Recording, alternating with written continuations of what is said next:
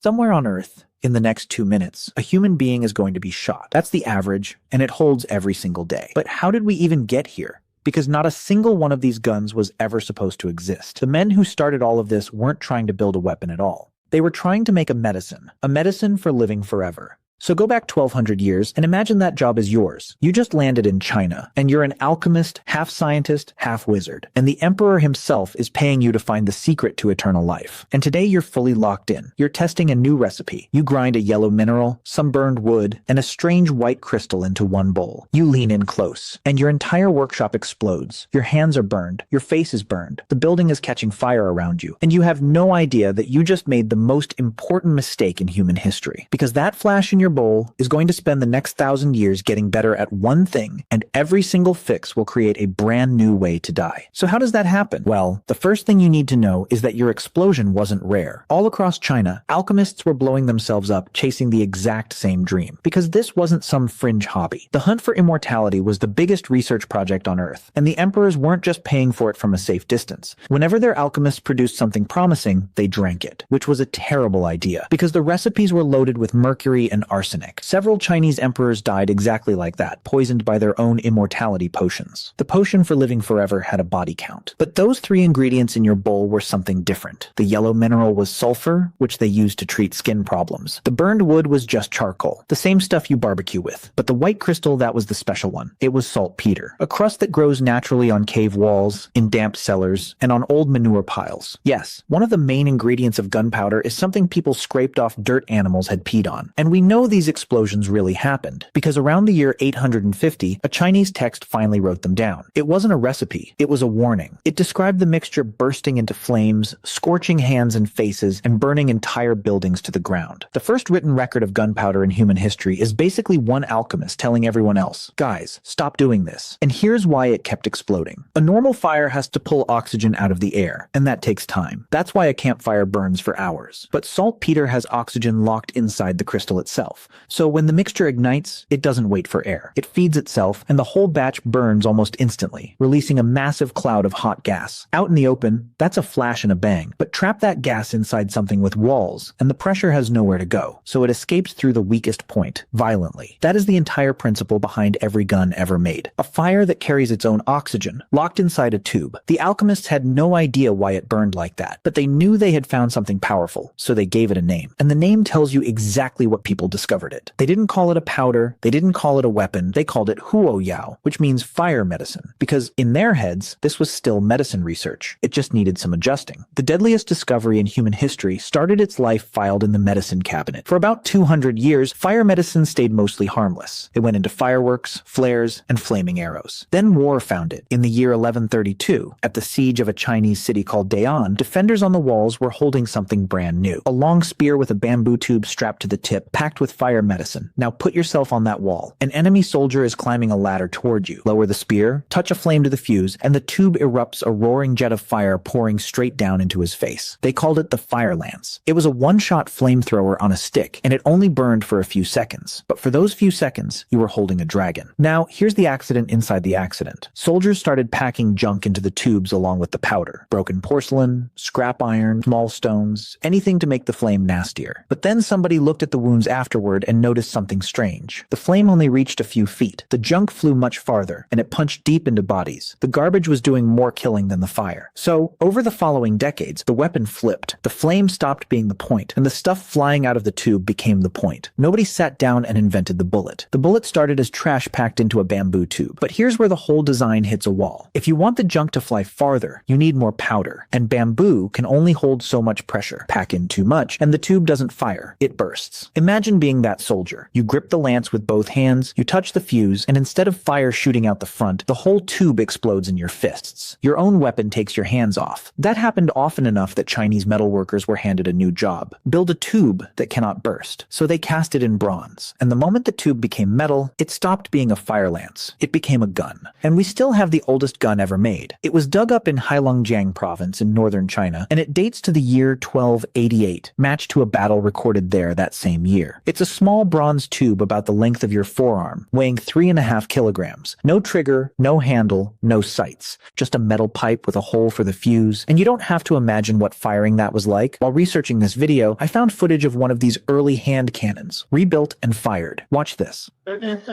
That's it. That's the ancestor of your modern pistol. A pipe, a fuse, and a bang. And every musket, every rifle, and every pistol that came after is a descendant of that pipe. And the gun did not stay in China. In the 1200s, the Mongol Empire was fighting wars from the Pacific coast all the way into Europe, and gunpowder traveled with those armies. Within decades, the recipe was everywhere. By 1326, an English manuscript contains the first European picture of a gun. It's a strange vase-shaped pot lying on a table, firing a giant arrow. The artist drew it carefully and explained nothing, because there were no words for it yet. Europe took the idea in one direction, bigger, because Europe had a wall problem. Every serious city was wrapped in stone walls that had shrugged off armies for centuries. And in 1453, gunpowder ended that era in under 2 months. A Hungarian engineer named Orban built the Ottoman Sultan a monster, a bronze cannon over 8 meters long, firing stone balls heavier than 3 grown men, dragged toward Constantinople by 60 oxen. The walls of Constantinople had stood for 1,000 years. Orban's cannons hammered them day after day until they cracked, and the city fell. After that, every wall on Earth was just a question of time. So cannons ruled sieges, but you can't carry a cannon. Soldiers needed that power in their hands, so gunsmiths shrank the tube back down into the hand cannon, a metal barrel mounted on a wooden pole. And that created a problem that sounds ridiculous today. You couldn't aim it. To fire, you held the weapon in one hand and pressed a burning cord into a small hole on top with the other, which means at the exact moment of firing,